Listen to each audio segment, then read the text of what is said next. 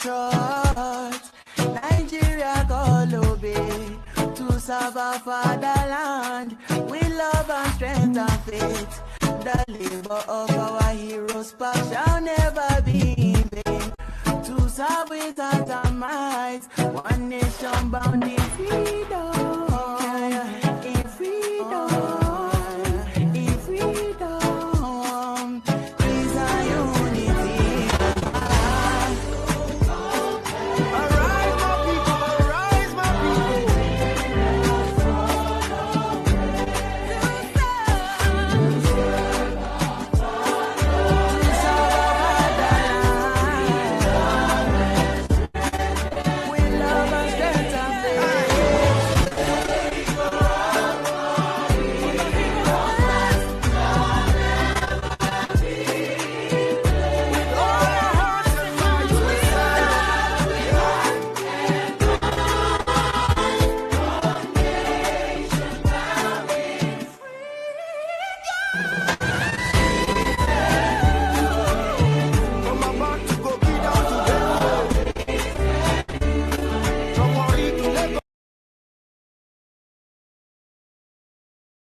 Thank you so much for watching. Thank you. Have you subscribed? Yes, you. Have you subscribed? You. Yeah, before you go, click. It's free. Click.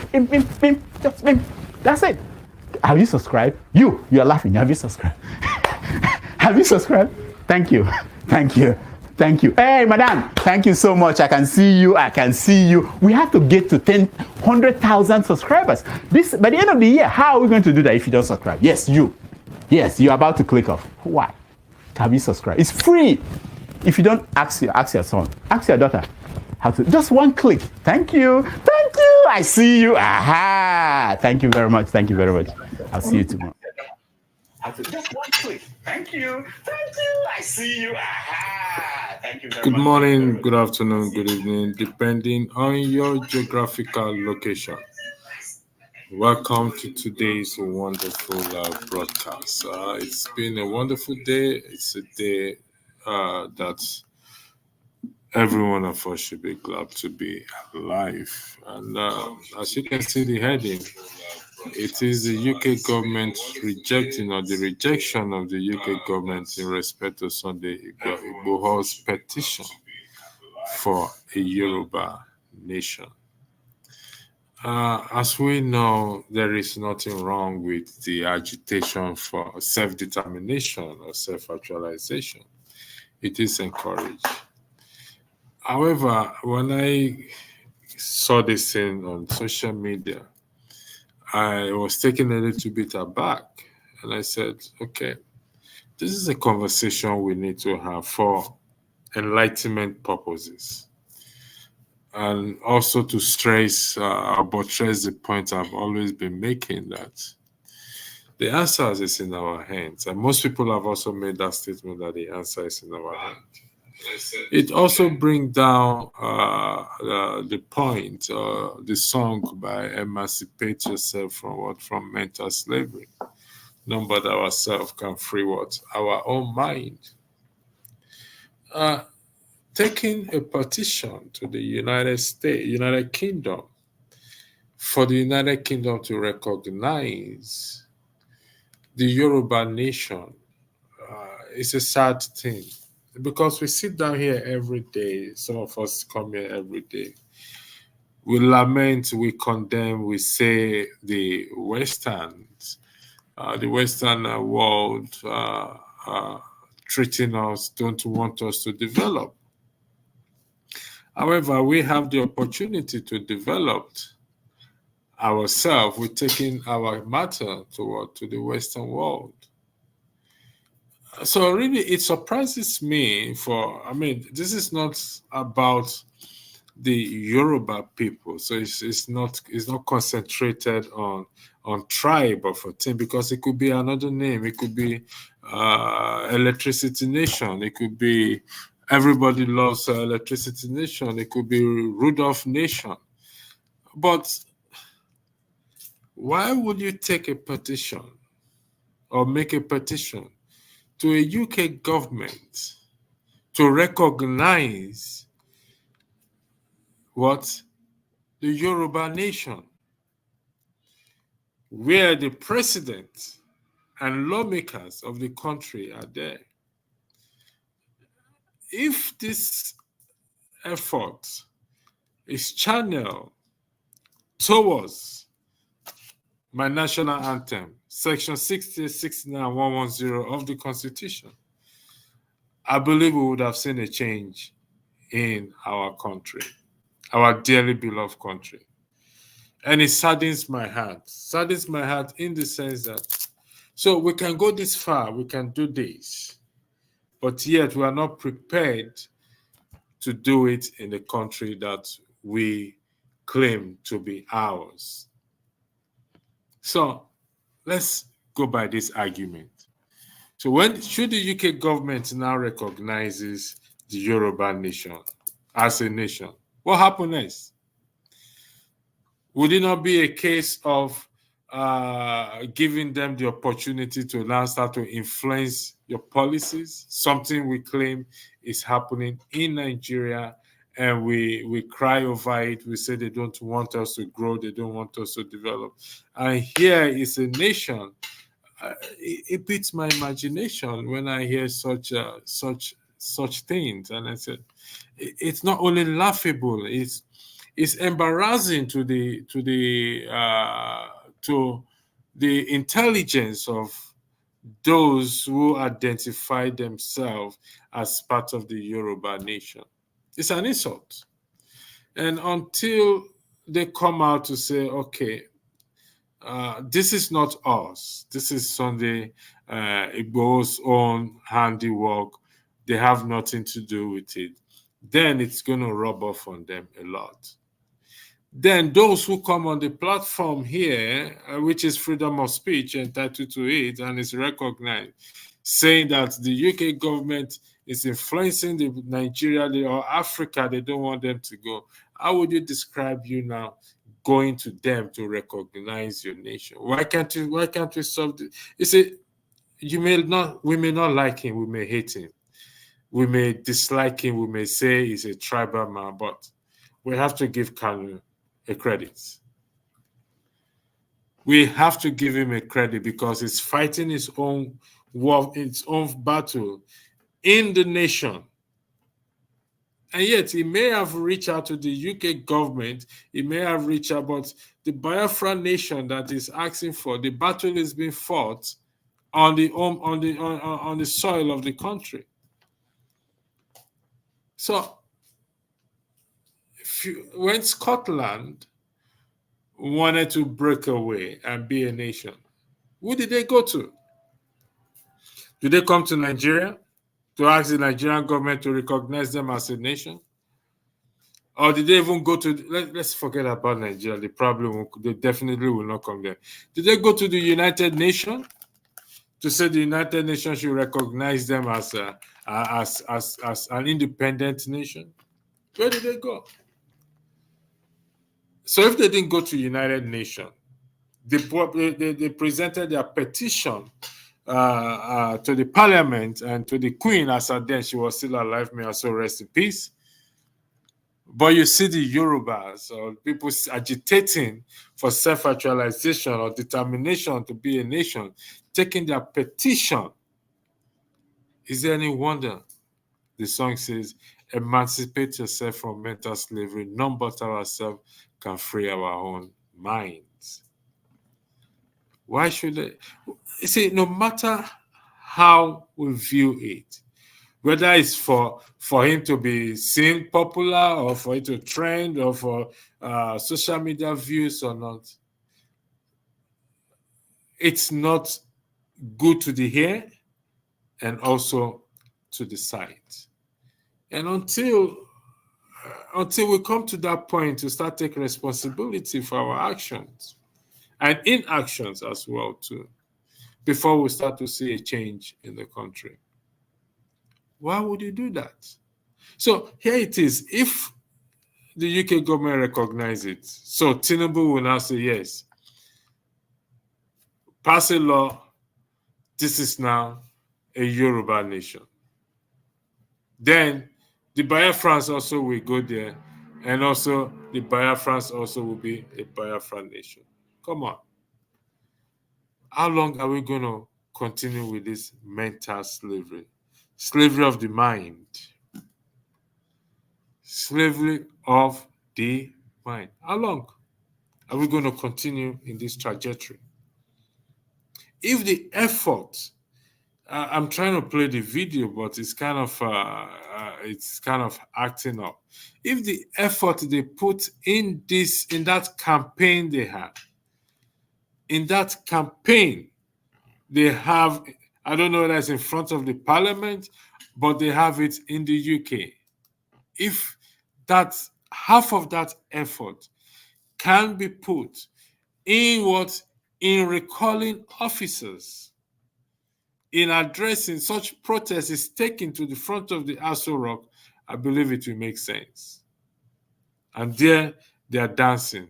They even saw how did they call it? It's Ashwebi, if I'm using the right word, or if we fit it into what is going on. They have to saw Ashwebi for what? For such, in my opinion, foolishness. Let's take a listen at the video. Let's see. I pray. Let's take a watch.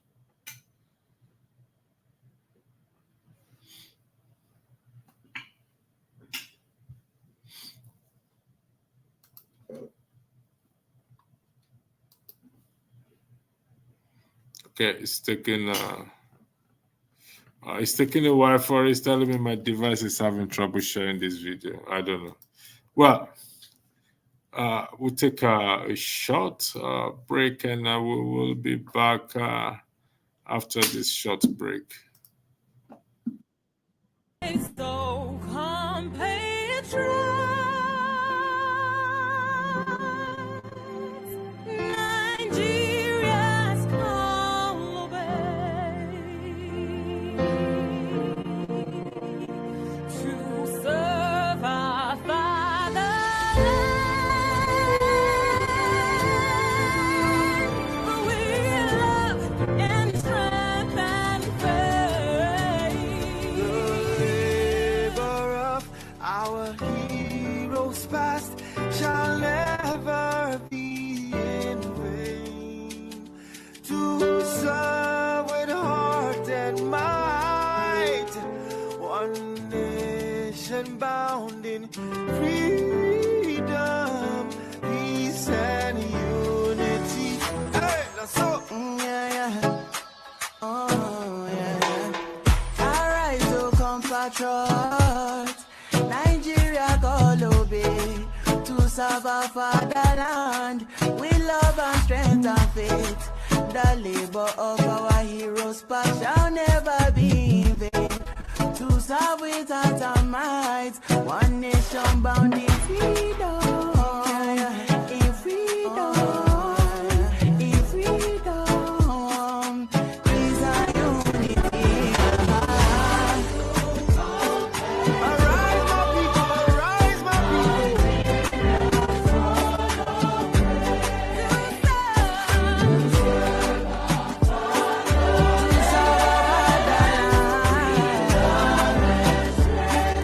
With love and strength and faith.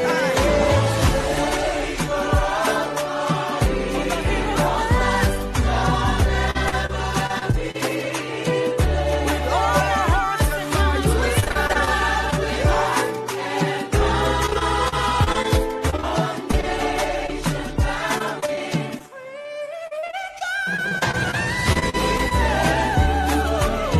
from about to go be down to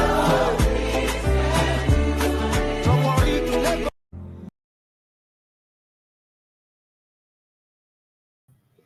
Thank you for joining me back again, and we continue with the broadcast as to, in respect to Sunday Igboho petitioning the UK government to recognize the Yoruba nation.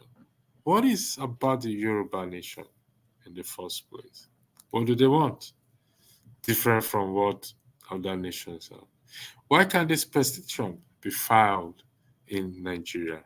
Why do they have to go all the way to the United Kingdom to file a petition? Is it the case that they don't even have confidence within themselves to push for this to push this agenda even through what? Through the chambers, the red and blue chambers that we have. And it's saddened, like I said, it's saddened my heart for us too, that we have to come to this point of still, they call it a dependency syndrome. So how do we break away from this dependency syndrome? I put it up there. Dependency syndrome, depending on what? On the Western world. We can't seem to do things for ourselves. As if we can't think, as if we can't act, we can't call their bluff off. Why?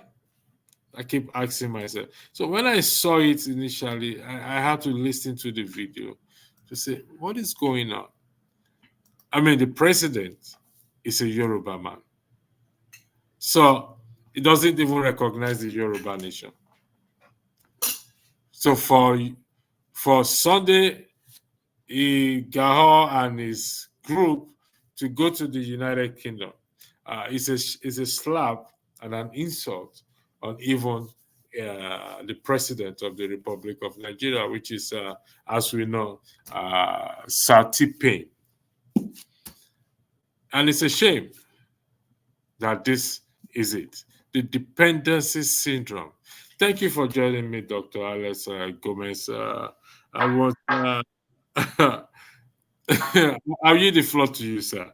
I know you usually do so long, so you go ahead, sir. I don't have much to say. The country's in dire straits. The country's upside down. Look, I'm eating my words here. Tinubu never had the capacity based on his health issues. And I'm speaking from a vintage position here. I need to say that. Based on his health status to turn the country around. The kind of information that is filtering through me is mind-boggling. I can't even share with anybody. It's so sad. It's sad, and the people are suffering electricity. I heard someone say yesterday that I think it was a director of the central bank say yesterday that look, the policy that Mr. Cardoso is implementing right now is heading us towards the right direction, but with a caveat, it has to be ongoing for 15 years minimum to get us on the right track. 15 years minimum, really? So this is sad. I think at the end of the day, look, let me speak like a patriotic Nigerian here. I think he was all about status, so that he can have the name his president, name on the record. On record, yeah. I'll be bold to say it. I think it's the worst president we've ever had in Nigeria. And if we're not careful, I don't see a turnaround anytime soon. At least they opened their mouth yesterday and said it would take at least 15 years. That is minimum. That is minimum. What's the maximum?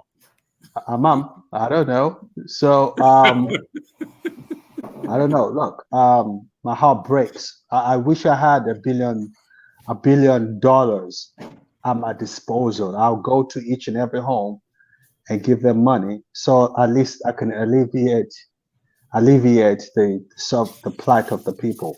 Because this is totally out of order. I'm lost for words, and I'm not one to be lost for words. But I don't know nothing else to say. And this Nigerian nation, Yoruba nation thing is total crap. I mean, someone said on Dr. Rudolph's show this past weekend that, I don't know whether it was you or someone said it, and I thought about it. If you think America will come build the biggest embassy they've ever had in Nigeria, if they think they're just going to blow up in flames, that's not going to happen. That's why they're setting up that embassy over there. So I don't know. I don't know what else. I'm lost for words. The petition. I mean, let me call you back. I'm having a very important call. I'll call you right back. All right. Okay? Thank you for joining, Dr. Gomez. I'll call you back. All right. Yeah. No problem. It's nice to have you back. Yeah, the suffering back at home, it's not easy, but the solution is in our hands. It's not anywhere. It's not in the hands of the UK government. It's not in the hands of the US government. It's not in the hands of the United Nations. The solution to our problem is what? Is in our hands.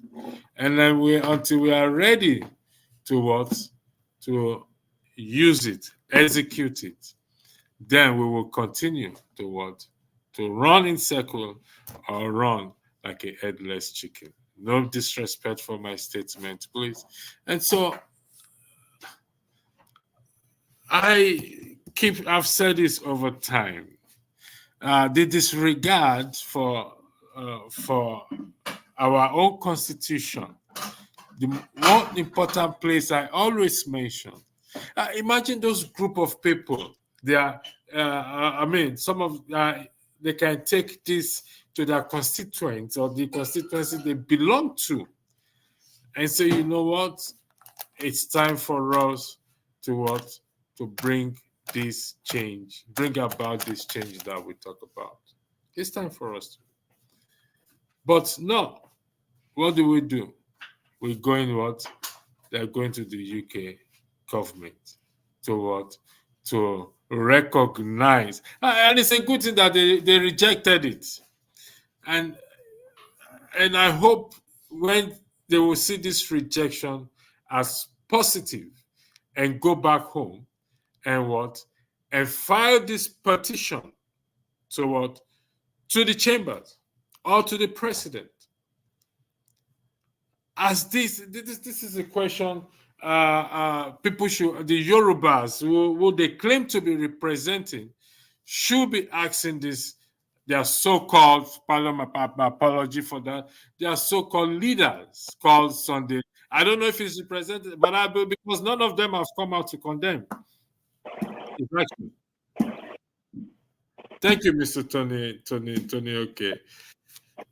I believe these Nigerian people will not kill us, man. Honestly, they will not kill us. How can somebody file a petition? The optics is very, very bad. No matter, even if it's doing it for viewership or for subscribership or is paid to do it, the optics itself is wrong. Can you not file this petition to our lawmakers for them to say, okay, we want this to be recognized? Can they not push for a referendum to be what? To be included in the Constitution beside the one that has to do with Section 68, 69, 110? Or is it that is paid to just do that display? The president is a Yoruba man. So, if seeing that the president is a Yoruba man, then their petition should what? Will be attended to with speed. Because during his campaign, he said the Milokan, our Yoruba Lokan. He's a Yoruba man. And this is why I keep saying that our problem is not tribe.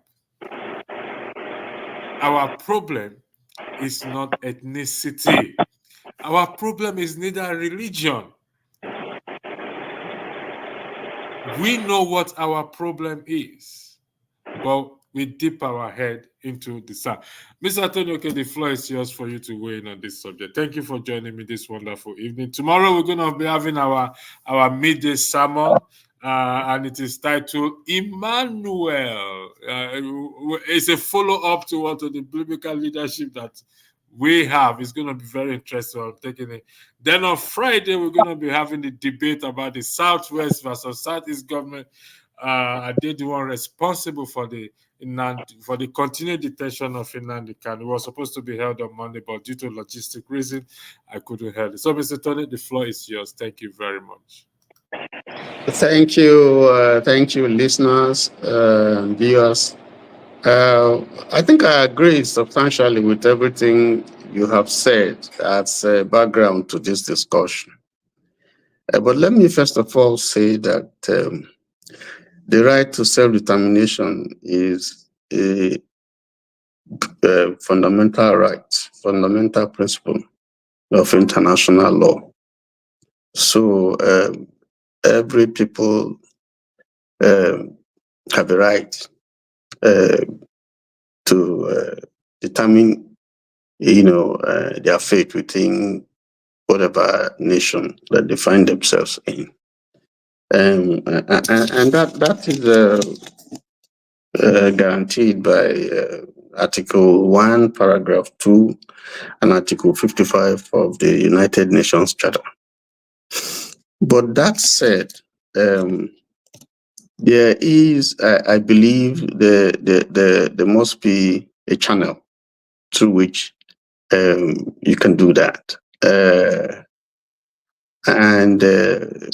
Igboho's the submission of his request or whatever for a Yoruba nation to the Prime Minister or whatever of the UK is, to me, laughable in the sense that there are channels to do that. First of all, who is he representing? There's been a group, and this is even before the president came in. There's been a call for Yoruba nation, which is being pushed by a group of people. And one of them, apart from Sunday Igboho, is Professor Banji Akintoye. And then Sunday Igboho is also one of them. And as you can recall that Sunday Igboho has had an issue with the federal government over this same, the way he has carried about pushing this issue of Yoruba nation. Some months ago, we've had a lady who came on radio and made certain assertions to that same request, and I think I'm not too sure if she has been left off the hook of security agencies.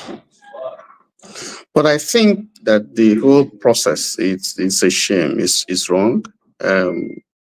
If there is a consensus by the Yoruba people for a Yoruba nation, there are channels. They have representatives in the Senate and in the House, and there's a procedure by which such a request can be tabled, before the Legislative Assembly. So the legislature. So I think he didn't follow that process, and I think it's for me it's wrong. And like you said, the optics is not good for him to go to the UK. What does he expect the UK to do? UK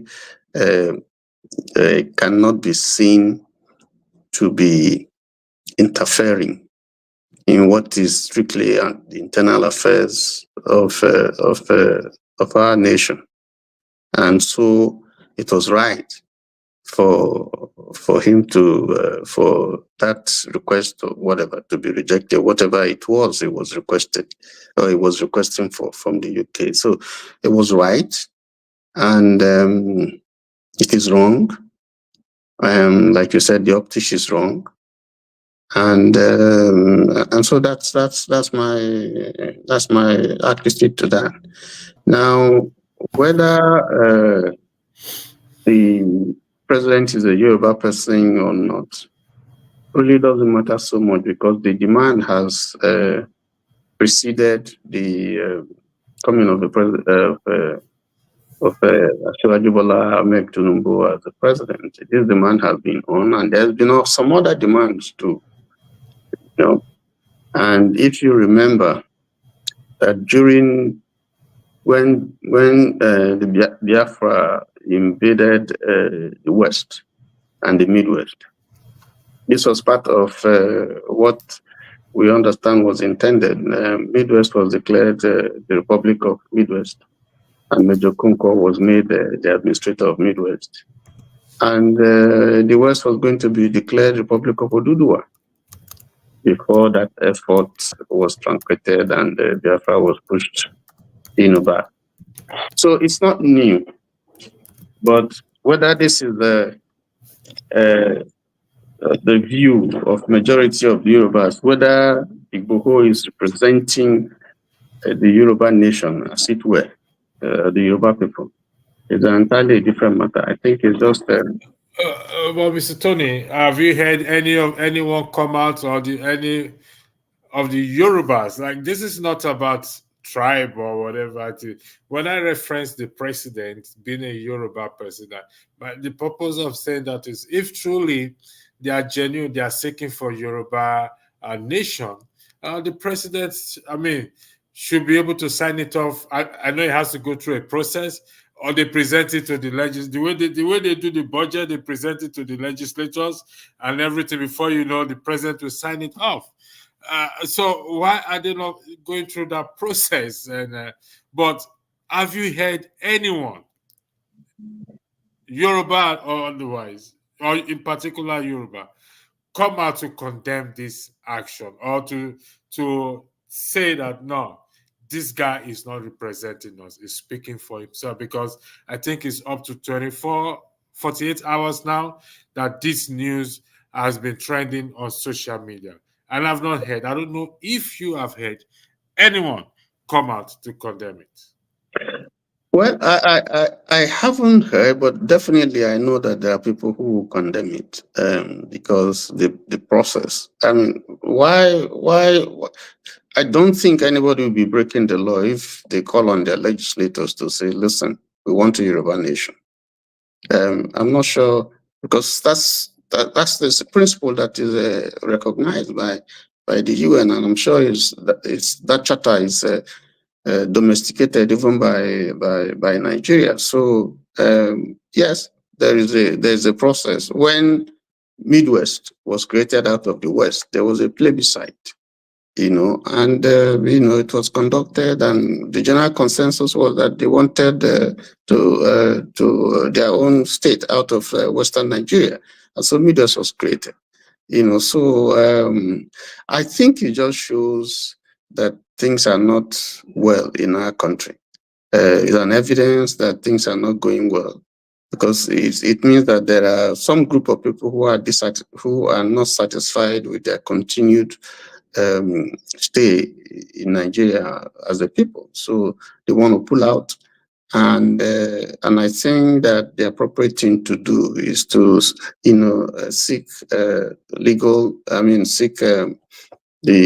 proper way, the procedure of that process, and then see it's debated, and if it's okay, they approve it. If it's not okay, I mean, they send it to the president. They debate it, send it to the president. Maybe if it's approved, shoot it down, or approve it, pass it over to the president for his accent. So, but that should be the legal process. And so, in my mind, it will appear that Igboho is just speaking for himself or a group of people, and not the entire.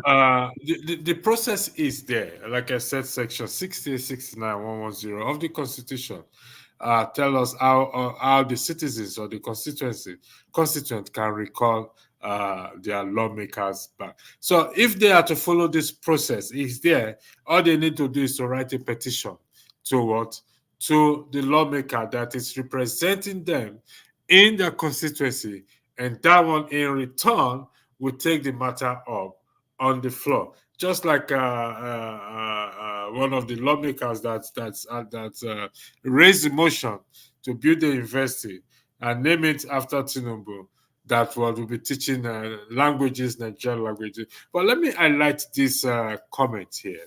Let's weigh in on this comment.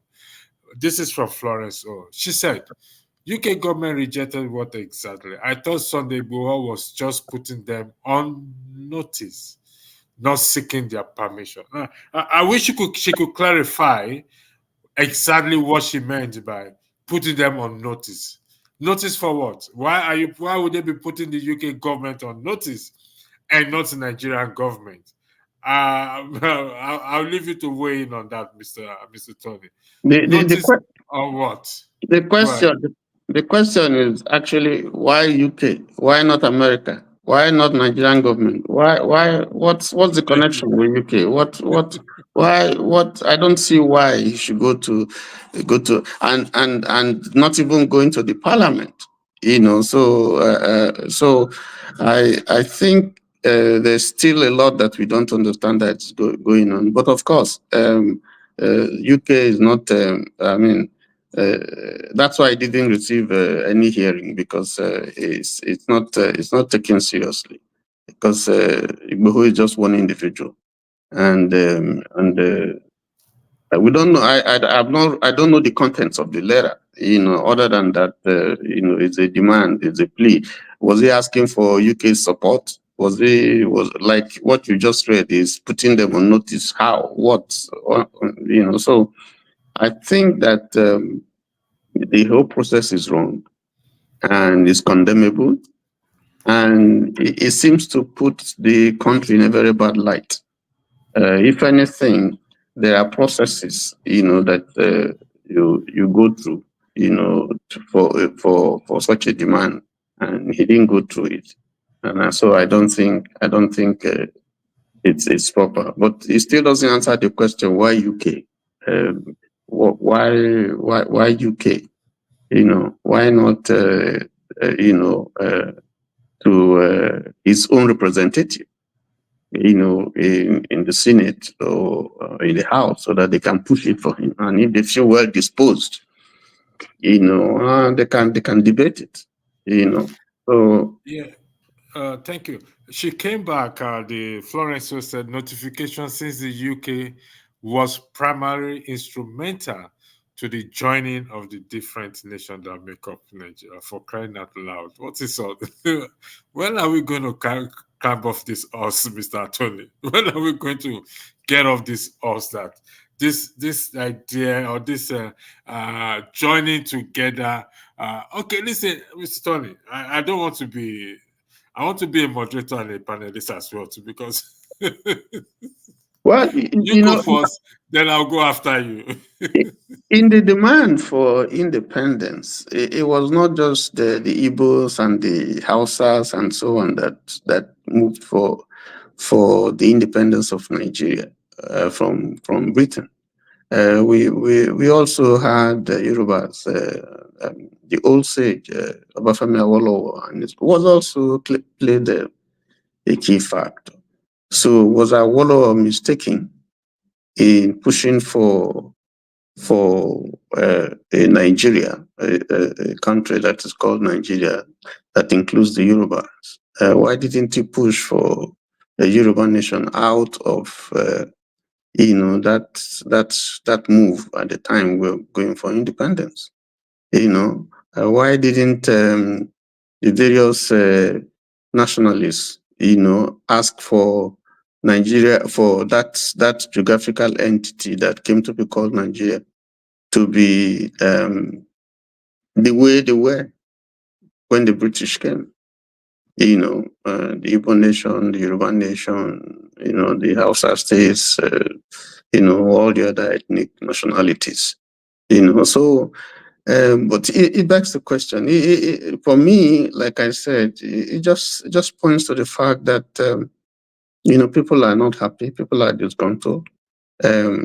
People feel that the nation, the whole idea of nationhood, which the independence gave a lot of hope to, is not being realized. And so it's a sign that things are not going well. But is the answer going to be Yorubas pulling out from Nigeria? That's for for the Yoruba nation as a whole to determine. Mr. Tony, let's look at the nation. What would they want different from what every other person's want? Good government, good governance, water, electricity, basic social welfare amenities. Why can't we push for days in called Nigeria, why the different wanting to Yoruba nation, Biafra nation, Oduduwa nation, because apparently we all want the same thing. Why can't we come together and push for it?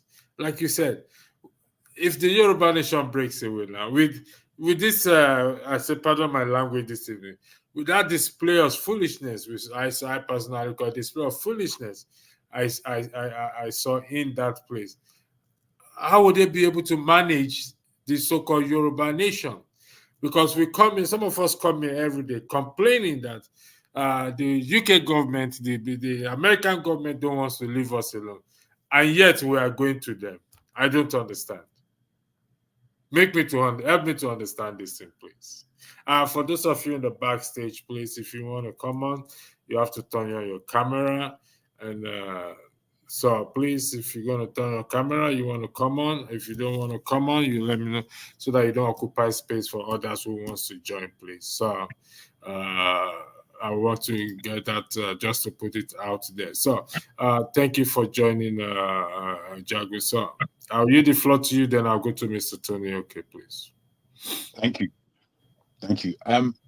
I've been listening, and I think it's a fair topic that you bring to the table. For me, I'm not speaking on behalf of Sunday Igboho, and I don't recognize him necessarily as somebody who has any gravitas in terms of pulling the Yoruba people together.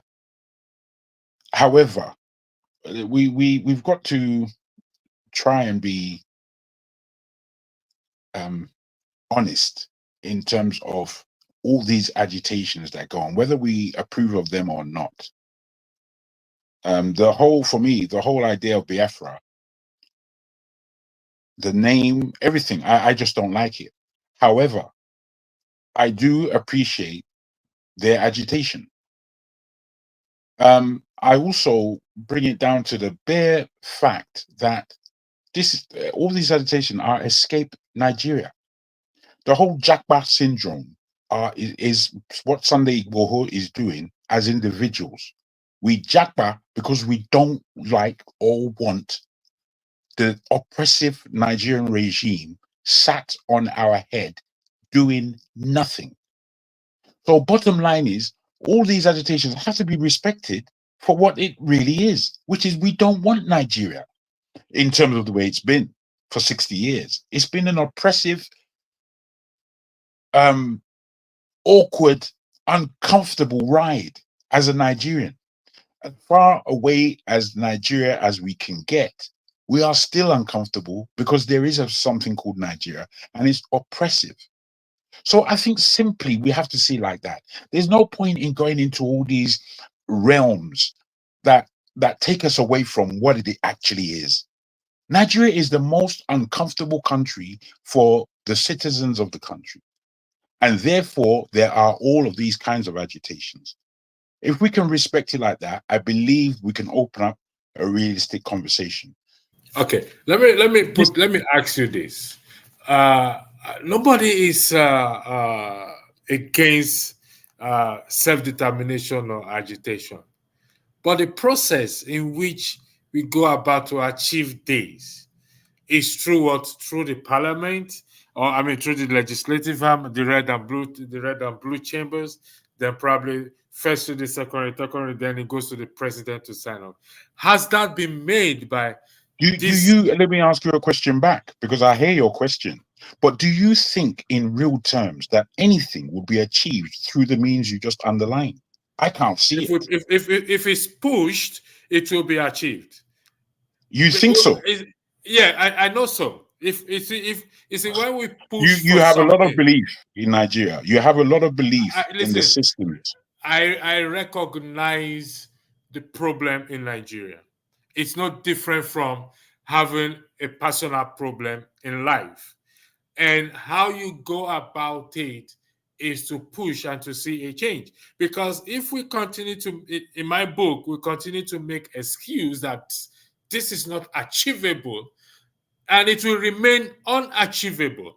But no, I'm not saying it's not achievable. What I'm saying is that in the structure that we have in Nigeria, and the fact that we understand that the elite want the whole of Nigeria held together for fair enough reasons. We had the Biafra war. We went to war. The Igbos went to war to secede from Nigeria. They didn't even achieve it through war. So how are you going to achieve it through the ballot box? We got to be serious. I can't see what you're seeing, basically. Okay, sorry, Mr. Tony. Give me an example. Give me an example. Cite an example of a representation having been made to the chambers in respect to this agitation. I won't know if anything at all, but I understand and take on board your point. I would put it to you like this. If Nigeria was to break up in real terms, that somehow the powers that be got together and decided, you know what, we're going to separate. And this is how we're going to separate. With that kind of edict coming from the top, middle, and bottom, it's achievable. However, when there is absolutely no will at the top to do anything of the sort, it's not going to happen. It's just not going to happen. Me personally, I don't necessarily want it to happen. I want one Nigeria. If it did happen, however, I would suggest to you, since we're speaking about the Yoruba nation, I would suggest to you that it would be one, rather arduous, because there are Yorubas in Togo and Benin. And I don't think that those Yorubas want to change or move. So it will be a Yoruba nation that is basically cut out of Nigeria alone. Now, I ask you, if Nigeria did break up, and I know this is it's a question subjective, which country do you think would actually achieve success? If I put that to you, if the Igbos went their way, if Biafra or whatever, if the Yorubas went their way, if the Hausa went their way, and maybe they took on board some of the smaller nations if they wanted to join, but basically there was a separation. Which nation out of the Nigerian nations do you think would be successful? I'm asking. Okay, I will let Mr. Tony answer that question first. Then I will answer after him, if that is okay with you. Mr. Absolutely. Tony, you answer the question first. Then I will answer I'll weigh into it. The floor is yours, please. That's a difficult question to answer. Like I said, this is just a result of the frustration that some people feel about the nation. But the question is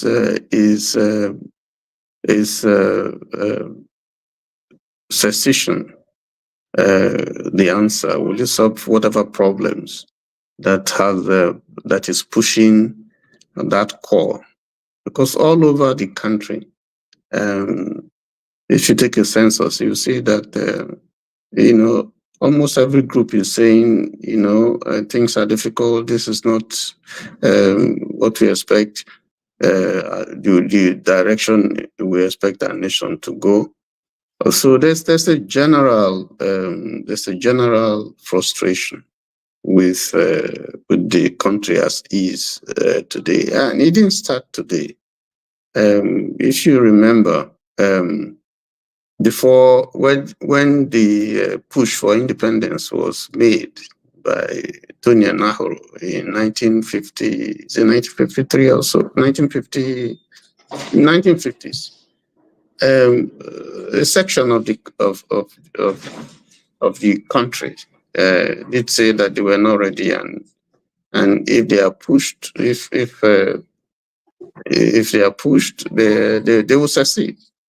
So we have had habiliments of all these threats of secession. We're dealing with the one from the southeast.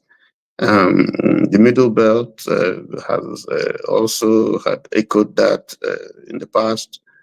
So I think that it calls for us really to particularly our leaders, to really sit down and take a look at all these issues of people, of the, injustice, of people crying for marginalization and all that. I mean, if you look at the Southeast, for instance, and this is fundamental too. You find out that all the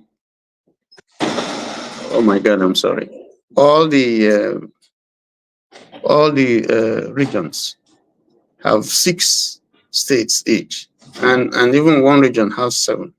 The Southeast has had 5 for a long time now. That means they are losing revenue from one extra state, from local governments, from all development that would have come if they had 6 states like all the other angles. And so they are crying marginalization. They have less senators, they have less representatives, they have less revenue, they have, and so on and so forth. They have less roads, less universities, and so on, by virtue of the fact that they have just 5 states. So these are all part and signs of the fact that people are not happy and they are reacting in vigor. Sorry, sir. Can I ask you a quick question, Mr. Tony? The Igbo area having 5 states as opposed to 6. Yes. Would you truncate their space to be even smaller in order to create a 6th state, or would you take another state from elsewhere, another area, to add to that state in order to make it even? And together, if we're looking at homogeny, if we look at both Kogi and Kwara, these states, if you put them together, the majority is Yoruba in those states. Should they also now join, because we are all Yoruba, even though obviously there are other ethnicities there, but they are majority Yorubas, so that would make 8 states. I mean, are we trying to make sense of nation building, or are we just grabbing at the purse strings? No, I'm just trying to highlight, the injustices and things that can push people to begin to make such demands. That's why I use the South East as the case in point. I mean, it's well known that the Southeast, has been marginalized, even if you look at what the issue I just raised. And so there's a sense in which to say, if they're saying we want to get out of Nigeria, they have a point, because they can point to issues. I don't even want to mention the Civil War and the problems that the Civil War brought upon them. But if you come to Yoruba land, I'm not a Yoruba person, although I grew up in Yoruba land. You like Electric has said, he did mention, I mean, they have the president. So it's it looks funny that even though they have the president, you still have a cry that they want to pull out of the nation. So you want to ask, what's the reason? What's the point? Why do they want to pull out? Even though I concede that move, that call, has been on even before the president came in.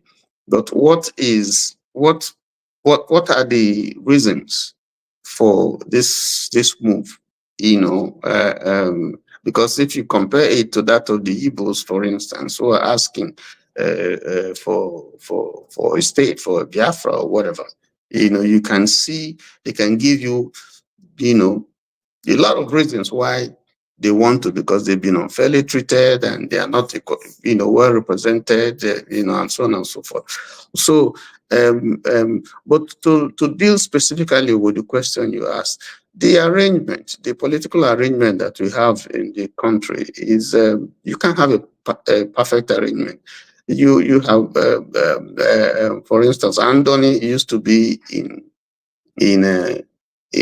Delta, in the area where is now Delta State. It was moved to River State. You have Igbo community in Kogi. So are you going to bring them to the Southeast? You have Ijaws in Ondo. You have Ijaws in Delta. You have in Rivers. You have in Bayelsa.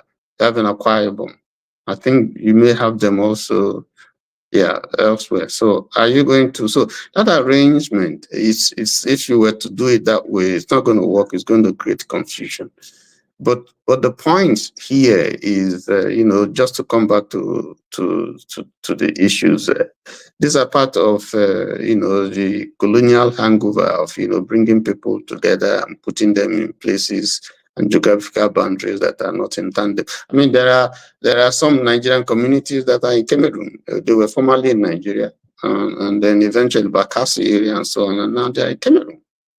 You know, so if you go, these are some of the disasters that was brought upon us by the colonial people, but we have managed to coexist. So my question is really, if the reason for the move for people to pull out of Nigeria is as a result of injustice, or, you know, to their various communities, isn't there a way that we can really sit down and begin to see how we can address these issues? No, so it becomes a question of leadership. You know, it becomes an issue of leadership. What can leadership do to be able to assuage all these cries and all these calls in such a way that people will have a sense of belonging, you know, and so can fully participate and contribute, you know, to the growth of the nation. Okay, let me put Jago, I will answer your question. Let me put this to us, gentlemen. In a constituency, or in a constituency, whichever one is correct, we just don't have one tribe living there. We have several tribes living in that constituency. So the Yoruba man or the Igbo man saying that they are being marginalized in that constituency, whereby the issue is affecting everyone. How does that sit well if they now decide to go to, they break up and they go to their own nation? And you are not able to address because this is the problem that is plaguing Nigeria today. If the Yoruba breaks away, the Igbos, the Biafra breaks away, the John Nation breaks away, that problem will not go away. That problem will still be there, which is transparency, accountability, fairness, equity, and good leadership. It ain't gonna go. So it's the same principle that will be used to resolve the problem that is plaguing Nigeria. It's the same principle that will be applied. So why can't we just apply that principle? Why don't we push for that principle to be applied in Nigeria? But do you not believe that we've had more than enough time to put that principle in place, and it hasn't happened? This is the reality. It just hasn't happened. You know, what do you mean that we've had enough time to put that principle in 60 place? years, How do brother. we put the principle? 60, I mean, I understand what you're saying. Example. No. I understand what you're saying.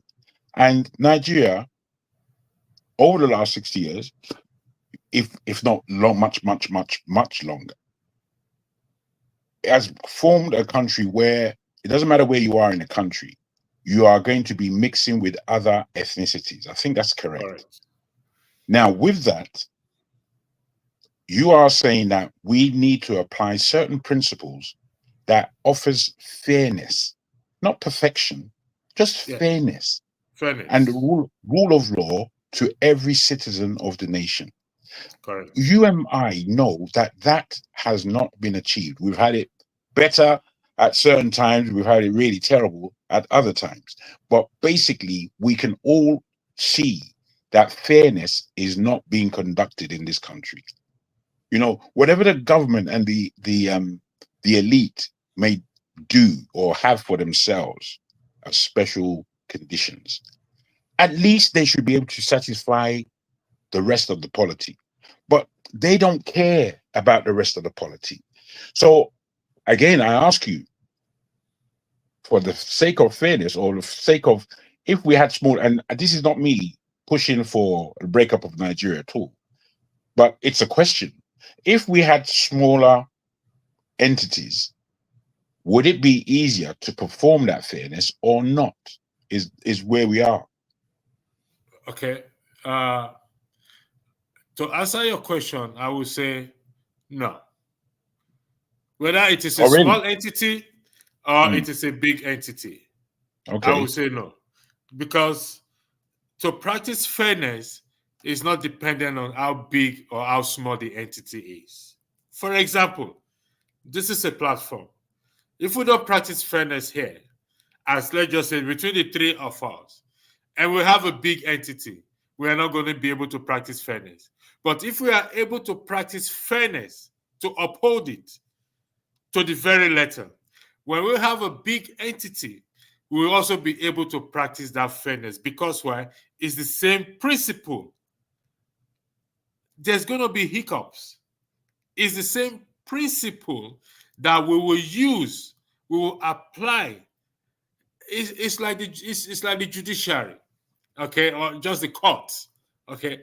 So if the judge is biased and that biasness is not addressed at that very moment within the court, okay, and those in the top, in the up section there, do not address it, the biasness will go round.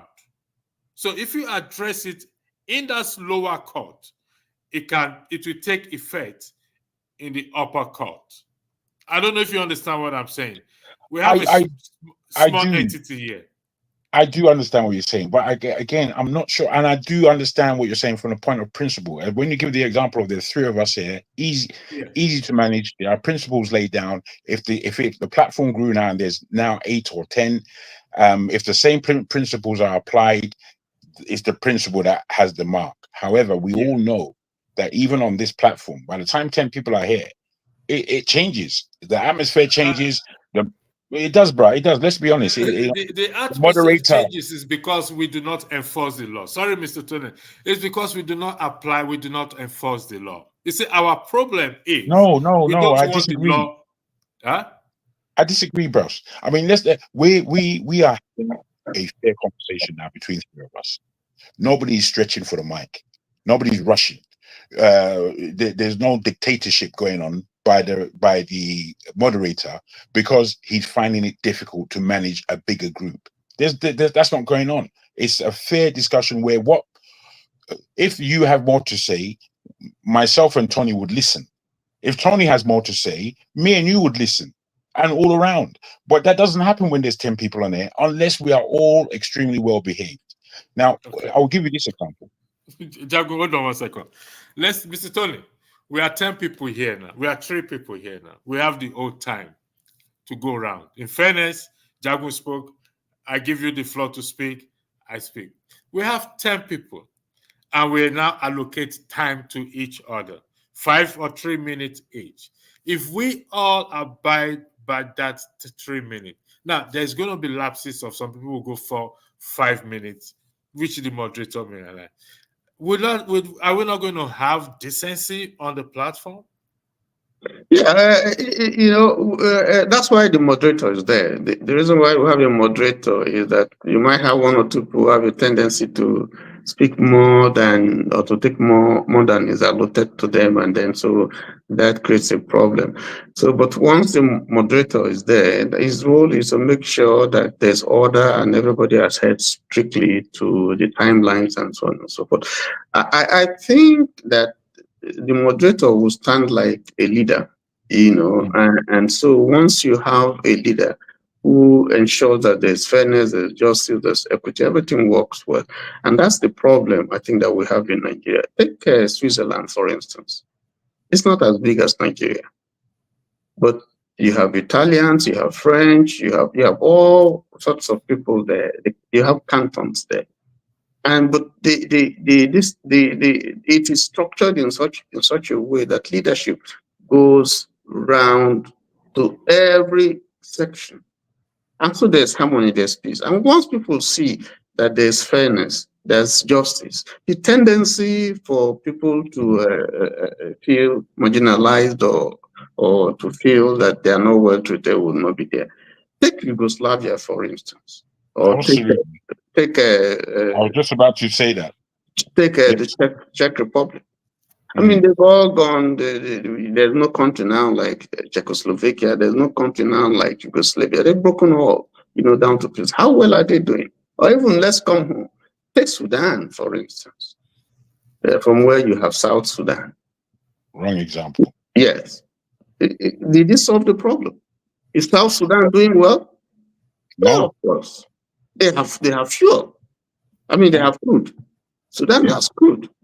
So there's a basic problem that we have. This penchant for let us break down. Maybe if we break down, we'll manage well, and so on and so forth.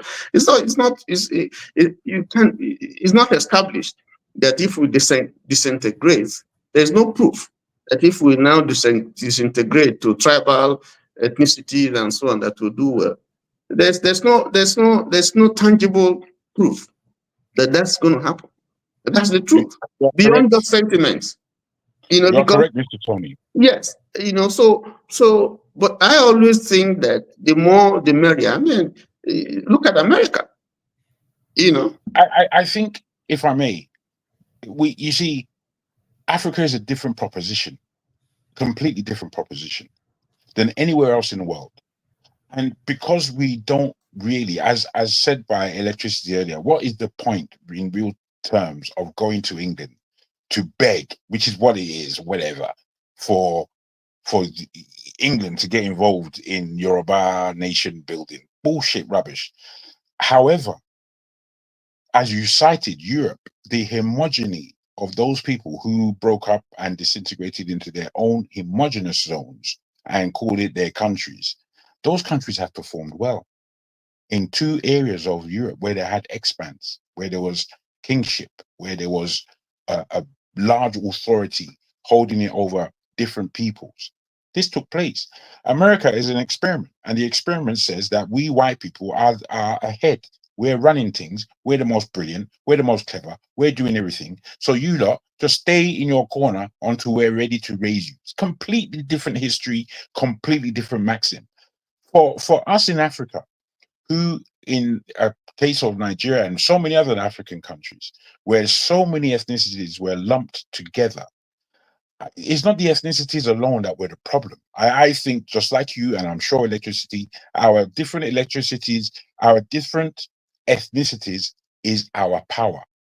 However, because I suppose of just the state of being a human being, the fracture of corruption and unfairness and me has taken place. That is the situation that we have in Nigeria. But I think there's a consensus between the three of us whereby we don't want Nigeria to break up. That's not what we are positing. But we know that it's a probability, or indeed the question is one that has to be challenged. You're challenged by that question. Yeah, I agree essentially with what you're saying. And what beats me is that if you look at Africa, there's this cry for, for secession. People want to break out, whether it's Cameroon, you have a move in Cameroon. The English-speaking want to break out. And what's their reason? They have been marginalized by the Francophone speaking. But Paul Biya, has been there for how many years, and we hear that he's been there for a long time. So that part which was formerly in Nigeria, they want what's the place called Ambasonia or whatever. They want to break out. The move has been on for a while. You go to Senegal, Casamance, you go to Anjouan, you go to almost everywhere in Africa. And when you look closely, you find out that Mali, you find out that part of the reason is people saying they're being marginalized. They don't feel a sense of belonging to the country. Take Tanzania, for instance. Tanzania, is made up of the island and the mainland, Zanzibar and Tanganyika. Both of them came together and they became Tanzania. and they have one political party. One political party, and leadership was structured in such a way that if the president comes from the mainland, the next after his tenure expires, the next president will come from the island, from Zanzibar. Zanzibar is essentially Muslim, predominantly Muslim, and the island, the mainland is basically, Christian and traditional, people. And they have managed to keep that country going. One of the most stable politically and peaceful country in Africa. And it's landlocked. They are not as No, rich. they're not landlocked though. They have coast. Tanzania? Yes, in Zanzibar. Okay, Zanzibar. Okay. No, not Zanzibar. Tanzania itself is on the coast. No. Yes, sir. Is it? I'm a geographist. Okay, sorry, pardon me. So you find out, but in terms of natural endowment, they are not as rich as Nigeria. But they've managed to push on. They've managed to move on. Sorry. Yes. So you begin to wonder what's the problem with Nigeria? What's the problem with us? Why can't we coexist together? Why has 64 years after independence, we're still talking about issues of marginalization when some people are going to space. Some people are my big brother. You see, I want to make a suggestion. Everything you're saying is valid, but we're at the point where this has been going on for a long time, an awfully long time. I'm of an age now where when I was a young boy, I knew Nigeria was going to develop and get itself together. I knew it mainly through emotion. However, I come to the place where I've nearly given up on that dream. Nearly, I must say, because Nigeria has been the bane of my disturbance in my life. No matter where I am in the world, no matter where I am, it's disturbing me. Now, when I look at Africa, I look at certain countries that had really great first leaders. The first president of Ghana was Kwame Nkrumah. And whilst they couldn't handle him, which is the international world and many of the corrupt people in, because they had a good leader, just like I think electricity was saying, principles were laid down. So by memory, Ghana was able to go there at least to keep some level of peace and tranquility in the country. If they're not economically viable or economically strong or economically savvy, they still have peace in their nation. Tanzania, that you mentioned, is another country that had a fantastic first leader, Nyerere. I believe strongly, as much as I really liked the mannerism of what's his name, man? Our first leader. Sorry, can you help me? Balewa, Tafawa Balewa. Tafawa Balewa, thank you. I liked the guy's mannerism. I liked his presidential stand. I liked that he had great diction, fantastic diction. I couldn't believe hearing him speak. But he wasn't the best leader for our country. The best leader, I believe, for our country at that time was the one who was most proven beforehand, and that was Awolowo. If Awolowo was the first leader of our country, we would have had a memory, we would have had a standard, we would have had principles. Ojukwu called him the president that we didn't have. There you go. It's not that I'm saying something that is. Okay, let me ask this: what did he do differently? I think because he wasn't the president or the prime minister, he was even satisfied to come back and be the opposition. But what he did in 5 years in the Western region, it was fantastic. I don't care what anyone got to. Bruh, I've traveled Nigeria. And when I went to the East, I knew that this is not one country. It's not one country. When I went to the North, it was another level again. This is not one country. It's just not one country. So what was done in the West, if that was done throughout the whole nation, I think that at least there would have been a standard level of what it is to be a Nigerian. Right now, what it is to be a Nigerian is still based on our ethnicity, as opposed to the principle of law and order. But let me, if you don't mind, my brother, let me just come in. Awolowo was a technocrat. He was one who believed he had a vision. I mean, you could see his vision all laid out, tested, and he was able to assemble men and women to push that dream into fruition. So he was clear ahead of all his peers, Zeke, Sadwana, and so on and so on. I mean that should not be an issue that we should argue about. But there's something else, a negative, and that was if you go to the history of how tribalism came into Nigeria, it was Awolowo. So that was negative. They do say that. They do say that. But I think I think the word tribalism, I think, is misunderstood. I think that's the way Nigeria is set up. No. I'm talking about tribalism. I'm talking about tribalism in politics. This is quite clear. I mean, no.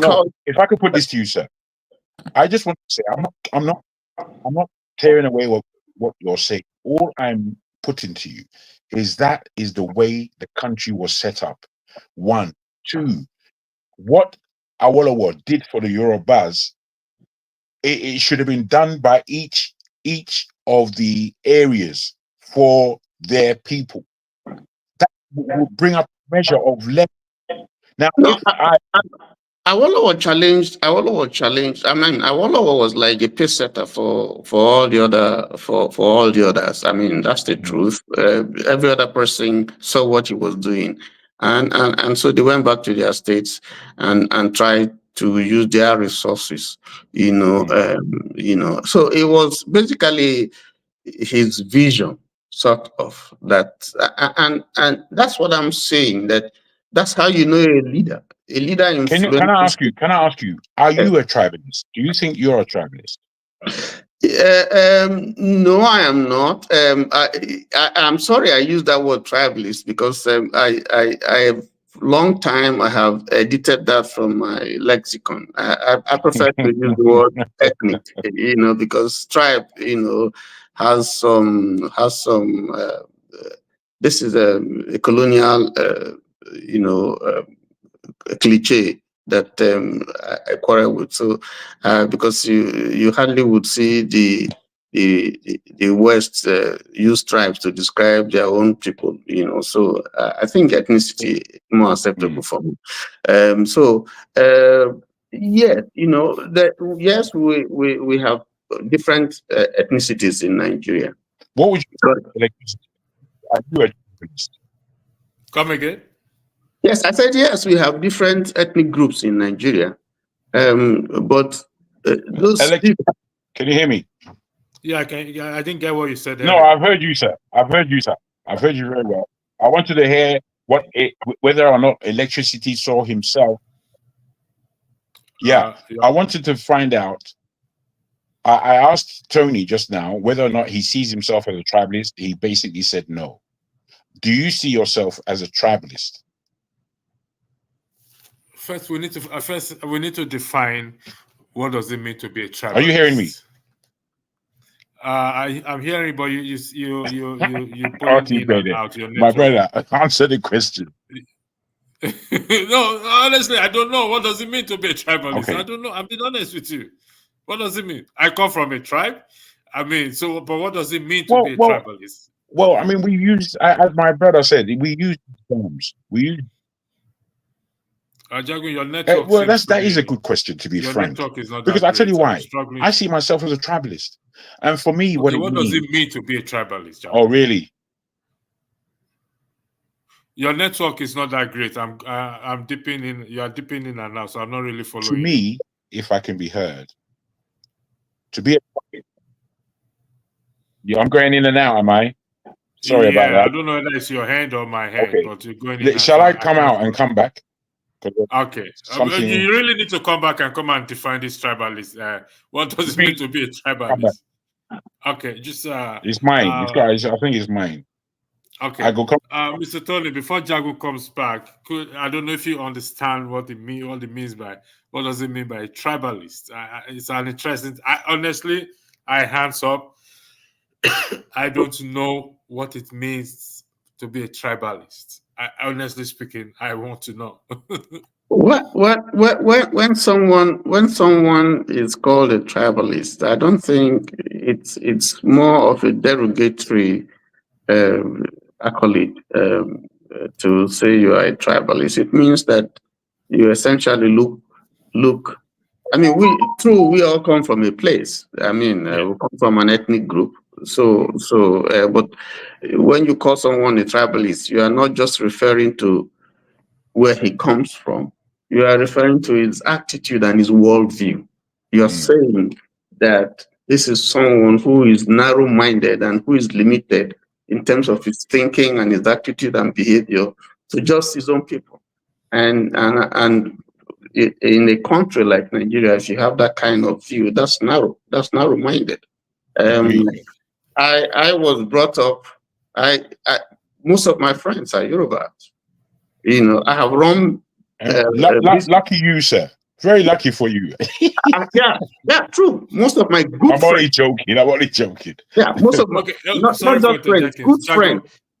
Good friends that I can eat and drink and I can go to battle with my eyes closed. You know, some of them are Yorubas. You know, I have done business with Hausas. You know, so and I have schooled with them. So I don't think that the problem is basically with where the individual comes from. I think the problem is with orientation in our environment. Very correct.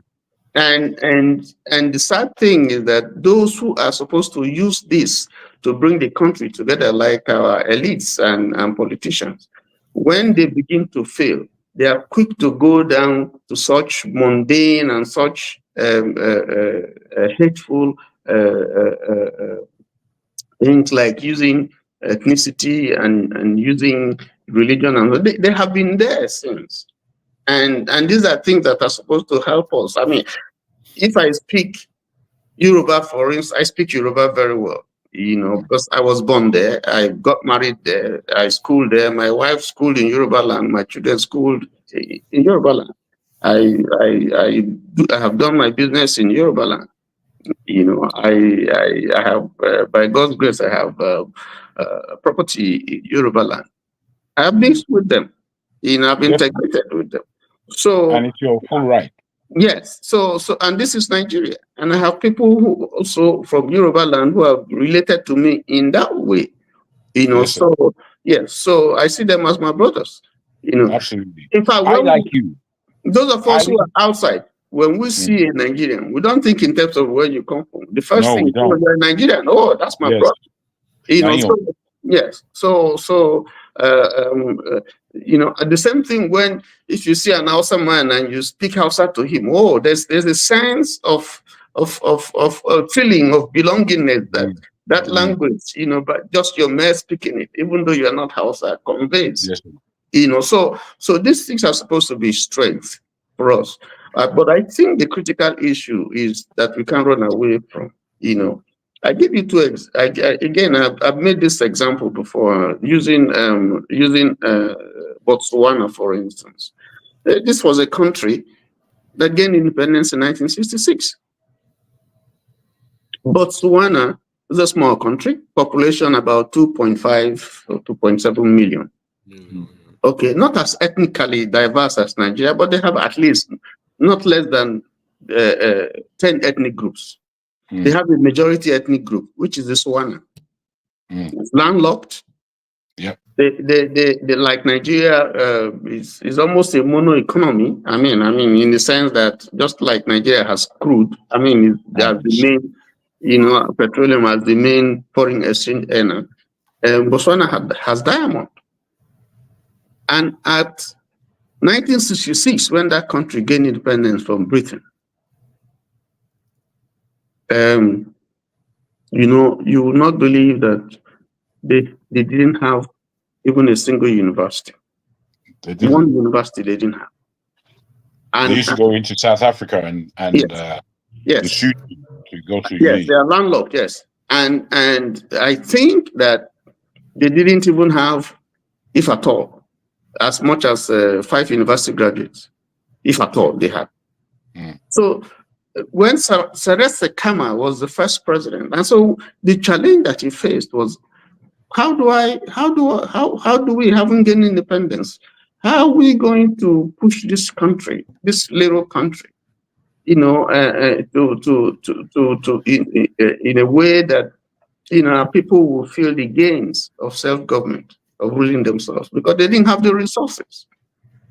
So he identified education as a very, very critical factor, you know, in nation building. And one factor to quickly help that country, you know, to move ahead. You know, in Nigeria, with our independence, Balewa identified electricity as something. So he took a World Bank loan, you know, with which Kanji was built. Okay, and in Botswana, the vision was education. So how did they get the money? Balewa took World Bank loan. What did Botswana do? They didn't take loan. They didn't go to the bank. They didn't. One man, one cow. Yes, one man, one cow. That's what honestly, sorry for interjecting. When I heard that story, honestly, initially I didn't believe it. I have to be honest with you. Initially, I didn't believe it. Honestly, one man, one family. Is a family, one cow. And that is why I'm telling you, Jagun. So you can see the vision. If we put our mind and our heart I agree. Yes, we will achieve it. If we stop, I mean, it is a fantastic story. It's a honestly, you know, sorry. It is a fantastic story about Botswana. I wanted to give a different glint on this thing called tribalism. I think in Africa, tribes are seemingly given to us as to who our people are. Now, some of us can look at that negatively. Some of us can look at it deeply in a biblical term. And I prefer to choose the latter. I feel it's of honor to be of a tribe. I feel it's part of one's pride and heritage, and one must try to keep it. And I feel I'm a tribalist. There's no one who's taking anything away from me as to being Yoruba. I know the depth of it and I love it. And within the other peoples that I come across, just like yourself, Tony, most of my friends of Niger, they're Igbos. The majority of them are Igbos. I get on with them. We go deep. We chop together. We do business together. We get on with it. You understand? We get on with it, man. No mucking around. And I like that attitude. And I don't know if it's essentially your Igbo attitude, but they are the people who I've gravitated to around this thing. So as Nigeria as a whole, I see the power in that country from every individual ethnicity. Now, when somebody like Seretse Khama of Botswana headed for education, and Awolowo did exactly the same in the Western region, this was the way to go. This was simply the way to go. Right now in Botswana, they have free education from primary to tertiary. It's fantastic. They pay the students to go to school. Yeah, that's the beautiful thing. You it's know, beautiful. Monthly, you are paid $154 monthly to go to school. Monthly. I think I better relocate to there and go and finish my school. And so why wouldn't that encourage people? Encourage people to go to school. Why waste my time on this platform? I'm telling you, bro. If you see the infrastructure that they have put into that country, it makes so much sense. It's clean, beautiful terrain. Beautiful. So today, the countries that are doing well are countries that have seen knowledge-based beginnings. Yes, as the fundamental way to drive development. Yes. You know, so Yeah. so. But Mr. Tony and Jago, are we suggesting that we don't have the amount of knowledge that Nigerians have or that Nigerians possess is enough to build a castle up in mass? Why are we not using that knowledge? You see, these are the deep questions, bro. You know, we challenge ourselves to these deep questions every time we're on the panel. Let me tell you a story. The guy is late now. Is one of those Nigerians who he was sent on scholarship by the Eastern Nigerian government before the war. When he had Eastern Nigeria, was sent on a scholarship to the UK. And then he studied, and then there was the war, but he was able to study, and he got a PhD engineering, something to do with atomic, you know. So he was working in the Ministry of MOD in the UK, and he's late now. Very brilliant, very cerebral. For years, you know, since he left in I think about 65 or 64.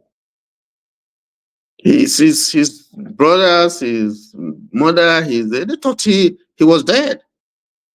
But he was deeply engaged in such activities that it was difficult for him to come home. He was doing well. He lived in a place where he probably was one of the 2 black people then in the UK who lived in that area. And so when eventually he was, my late cousin, who was his classmate, you know, now got him to come and visit Nigeria because they thought that he's there, you know, to come and visit Nigeria and see his old mother and his brothers and so on and so forth. And he came and we got talking.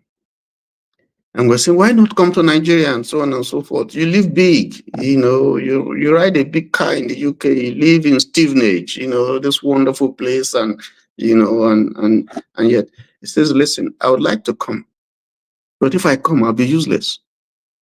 Because the system can't accommodate me, they cannot pay me. I'll die of frustration.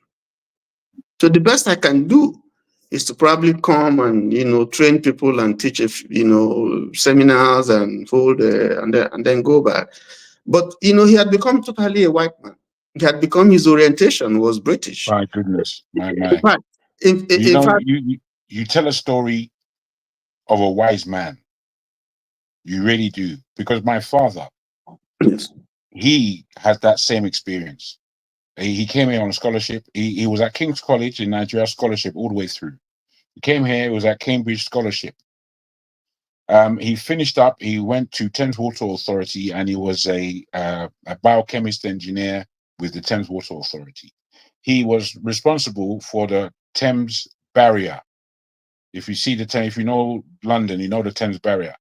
Back in the early 80s, that was complete. When he finished that, he decided to go back to Nigeria.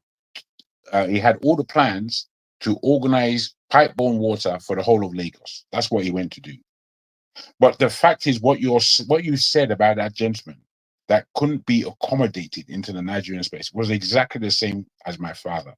When they frustrated him for about 14 years, he came back, he had 2 strokes, and he died. That was my dad. It was better, you know, obviously we wanted him here, but it was almost better that he stayed here and didn't ever try, which is the shame of our position. Yeah. So to answer your question, Electric, you know, that's the problem. But I believe, you know, we have enough people within and outside Nigeria that, given the right environment, you know, given the right leadership, can turn things around for the country. We have a lot of them. And I haven't lost hope. Because like I said, in the platform, one of the platform, for me, for those of us who are outside, who have acquired some competencies and are contributing, to the environment where we find ourselves. I think for Nigeria, it may be brain drain, but I think it's brain gain eventually. We're just waiting to see a leadership that will appreciate that you have this mass of Nigerians and talents outside that can contribute effectively. Absolutely. But if you don't have the environment, nobody wants to come here and it is about environment. So can I ask both of you this question? As it wasn't time for your good friend, and he knew it, and my father, who wanted to push ahead anyway, do you think it's time now, in that the economy is in such a place where if we're bringing currency from outside into Nigeria, that in itself would bolster the economy in Nigeria? It puts an advantage to us who have traveled into Nigeria by way of the practices that we want to do. Me personally, I've galvanized 15 of my Jammu and Caribbean friends. And I've done so because they're experts in artisanry, bricklaying, building, conditioning, air conditioning, heating, these hand businesses. And that's where, when I go to Nigeria, employing an artisan is almost a waste of time. I might as well try and do it myself because they're no good. And I want to bring my boys in order to train people and to set up schools and to set up a company that would work and train people. Now, I feel that over the next 5 years, no matter what government is there, we need to be going back home regardless. Because, for us, to be frank, living in Nigeria won't be as hard for us as everybody else who's living there. If you got sterling or if you got dollars, you're in a strong position, very strong position. So I just wanted to put that forward and see what people thought about that. Yeah, I concur. Let me say that if you look at the foreign exchange profile of Nigeria in terms of the inflow of foreign capital, diaspora remittances, I think it's second Absolutely to oil in terms of it's above oil. It's above oil. Yes, yeah. In terms of receipts, so they are contributing enormously, But you see, if we have a leader that can harness all this and properly channel them and direct them, Nigeria is a great country. Nigeria is going to be great. So again, for me, no matter how you look at it, leadership is critical. Leadership is critical. And I can tell you, the government can call and beg and plead for the Nigerians in diaspora to come home. A lot of them won't, because you don't have the environment is not hospitable for them to unleash their competencies in a way that is going to help Nigeria grow. Because this is just the infrastructure. There's a decay of infrastructure. It's people come with the good intention to help, to contribute, and they come home and they're disappointed, and they have to go back, and that's the reality of the situation. So you can have these good ideas and to help and all that, but the system, is not ready. The system is not such that will assist.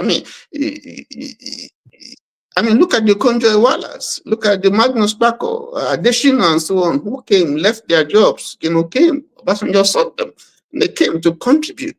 Yes. And they did try their best, but they met a lot of opposition. They met a lot of opposition.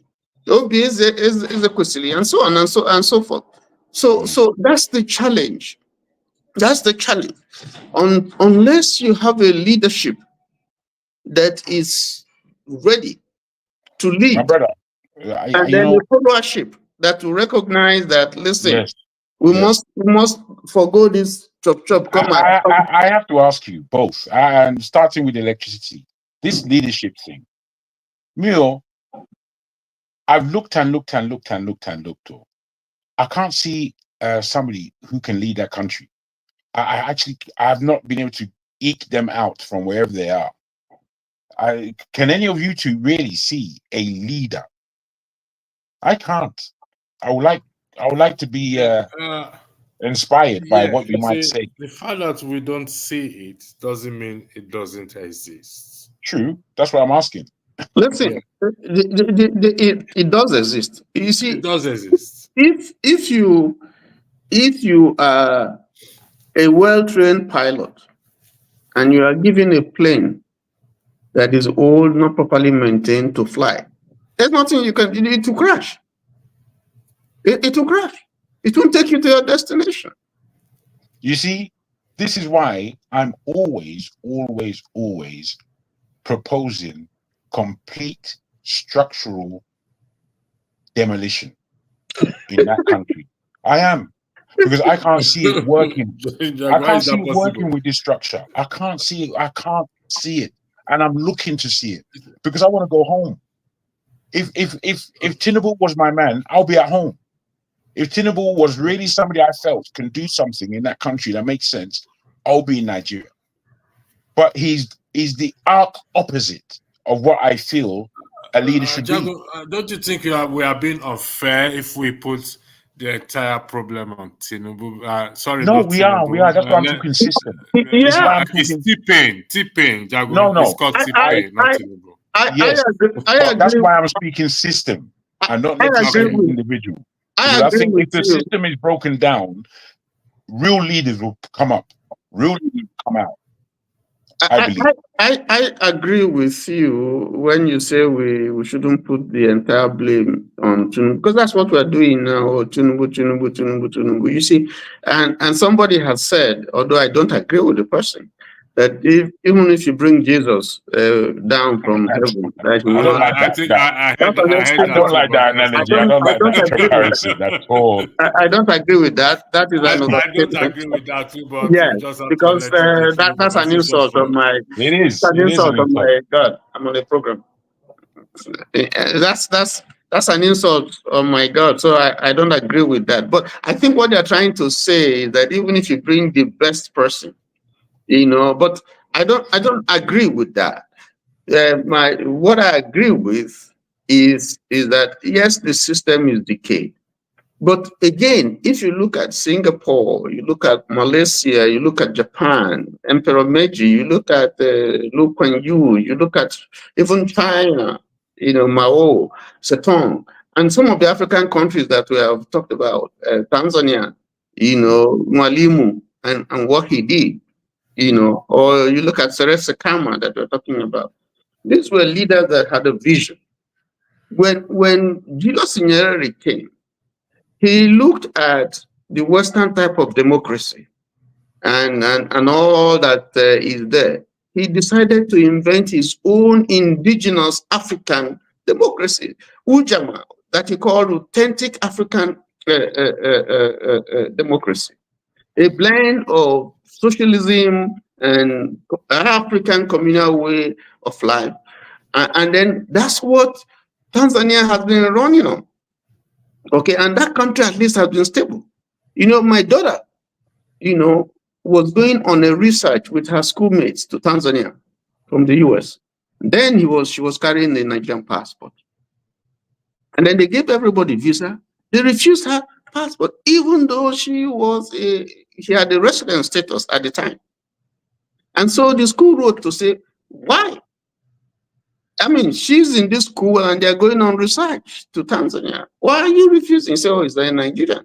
The school had to prevail on them to give her a visa. And they did. And I was very, very hot because I was wondering, what's the problem? I mean, what's the problem? But that's Aye. how So just being a Nigerian now is a that's crime. being a Nigerian. It's a crime, oh. It's a crime, oh, my brother. So you begin I'm to telling see, you. yes. So you begin to see where the problem. You begin to see the problem because there's a stench that they have attached to not just our past, but to every Nigerian, irrespective of who that Nigerian is. So I think there's a need to begin to rebuild. We need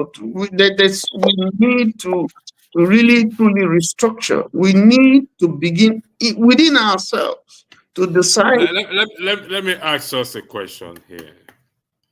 Based on this story you just gave now, would you agree with me that some of us are also responsible for the way they treat us outside the world, given to how we ourselves also condemn and portray Nigeria, even on this platform, where some of us will come and say Nigeria is a useless country, Nigeria will never be better, Nigeria is in fact, some of us have used worse word than the one Donald Trump used as a shito country.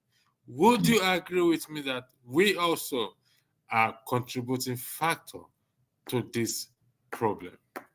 Can I go first, Tony? Go ahead. Okay. Go ahead, bro. Thank you. You see, I know what angle you come from, electricity, when you ask that question. I feel strongly that you are a solid backer of Nigeria, whatever. You would never necessarily release it. But I would put this to you, brother, that Nigeria has caused some people pain and death. There has been pain and death because of Nigeria in my family. Now, it's not because it's not that I don't have pride. I have pride. But I can't but tell the truth. I can't but say that, look at this situation. There's a thing right now where Nigeria has a lot of kudos through its diaspora in terms of our food, our fashion, our personalities, our education, our men, our women. Right now, over the world, we are trending at a really high level in terms of soft power. So I would say yes, it's our fault positively or negatively. And it comes from the steering of our leadership, as has been said, is very important. The fact of the matter is, there are more pluses as to Nigerians' utterances that lift the country than there are minuses, is what I would suggest. I end. Yeah, I agree. I agree. I agree. I mean, I agree, Jagan, with the things that you have said here, and I think three of us are quite in agreement in terms of the issues that we're discussing this evening. And to not to stray too far away from our discussion, I think that if I look at Obi's approach, I'm a fan of Obi. And he has always said, listen, there's nothing wrong for people to dissent. We can't all agree or see things in the same way. So, and that's human nature. But the point is that we still need to sit down and look at respect people's opinion, even though we disagree with them. With respect to Igboho, if Obi had said that, listen, this is how you deal with dissent and with issues like this, invite them. Don't alienate them. Don't threaten them. Sit down with them. What is your problem? What is the issue? And we can sit down and talk about it. Okay? And you know, just like the government tries to do with some Boko Haram elements that they reintegrated and all that. We can sit down. We can sit down with Nnamdi Kanu. I don't see anything wrong with government saying, for instance, okay, if possible, issuing a mandamus, and saying no more prosecution of this guy. Free the guy, sit down with him, and let's talk. What's the problem? What's the issue? What can we do to Mr. end Tony, this? Mr. Tony, I'm going to stop you there. I want you to hold that thought for Friday. Okay. Because we'll be discussing that on Friday. Okay, good. But It's set up for Friday. Just yes, hold that thought for Friday. Okay. But generally, what I'm saying, this restiveness that we see all over across the country, leadership will do well. It's no weakness. Leadership will do well to say, listen, invite these people. I grant you amnesty. Invite these people. Let us sit down and talk, one-on-one. That was how Yaradua resolved the Niger Delta crisis. Sit down with them. Let's sit down, because they are also Nigerians. Let's sit down and find out, how can we meet ourselves? How can we solve this problem for the good of the nation? So this whole idea of using force, threatening this person, looking for him, arresting him or extraditing this one or doing that, may not be. You have to employ a carrot and stick approach, to solve these issues, so that the country can move forward, because the country is bleeding from some of the things that we do. And they don't give Nigeria a good image. This is a country that is blessed, richly blessed. Richly blessed. In fact, I won't use the word richly blessed. If there's another word better than richly blessed or bigger than richly blessed, I will use it. And that is what breaks most of our heart. Endowed. We have yes. the weather alone. Just the weather alone, the dry and the rainy season and the harmattan alone, it's beyond. But like I've always had an argument is, if we resolve the issue of electricity, at least to 50% production electricity, we've resolved the major problem of that country. If we have electricity, because everything, or most things, I beg your pardon, is dependent on electricity. Most things, even sitting down here talking right now, is dependent on electricity. So we need that. And this is why I get angry with those agitating for their own succession and whatever. Because by the time you go, you will need electricity as well. You have to create that. You have to make it work there. So sometimes I don't understand what they're after. We all want the same thing. Jago, let's say you're an Igbo man. You're an Igbo, okay, you're Yoruba man. Mr. Tony, you're an Igbo man. I am an Laosa man.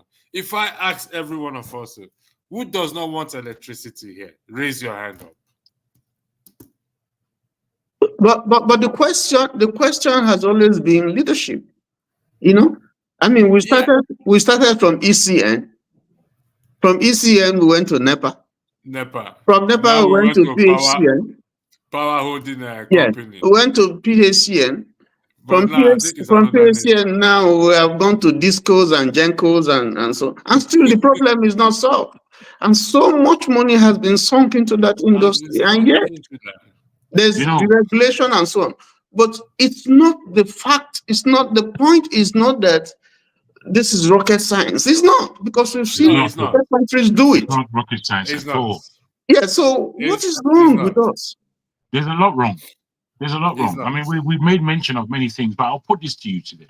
I don't know if anybody has had a look at the meeting that carried on, I think it was 2 or 3 days ago, where the World Bank had come to Nigeria to speak to, it was one Indian guy speaking to and I listened to every word. Don't even say that. Don't say that, because when I heard it, it will take 10 to 15 years. That's right. But you see, one, we're hearing from the World Bank, so we know we have to listen with keen ears.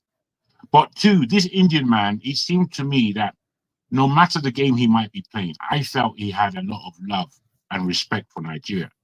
And he delivered the truth in the best way he possibly could from his position.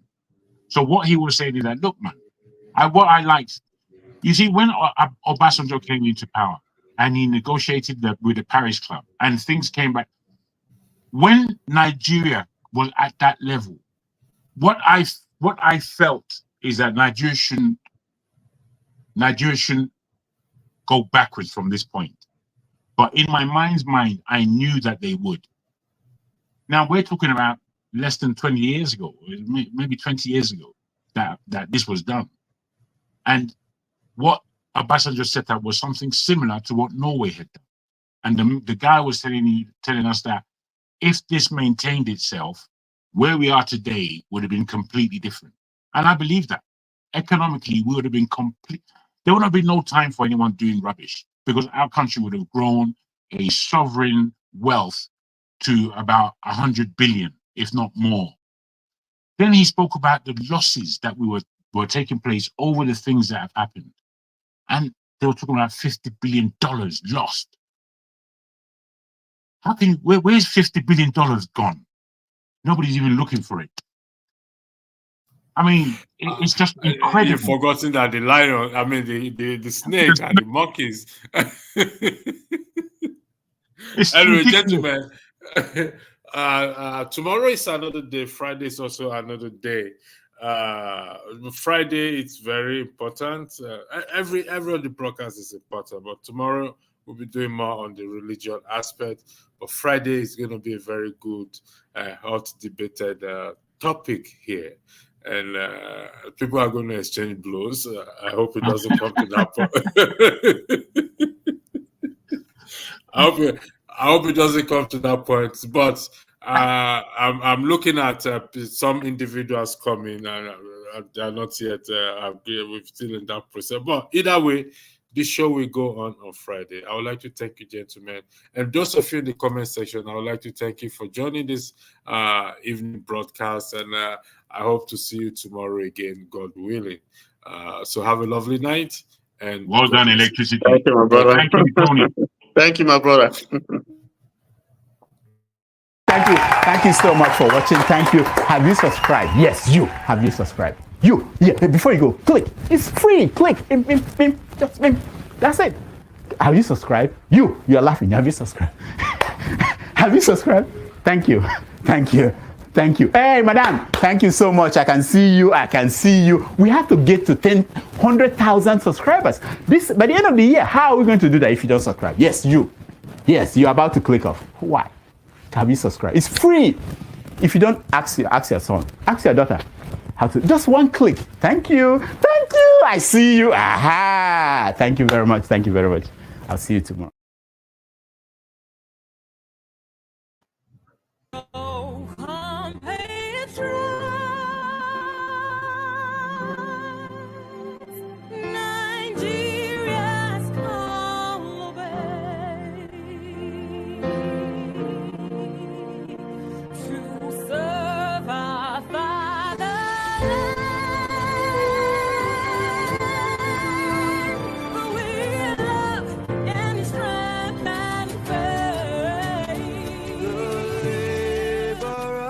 Our heroes past shall never be in vain.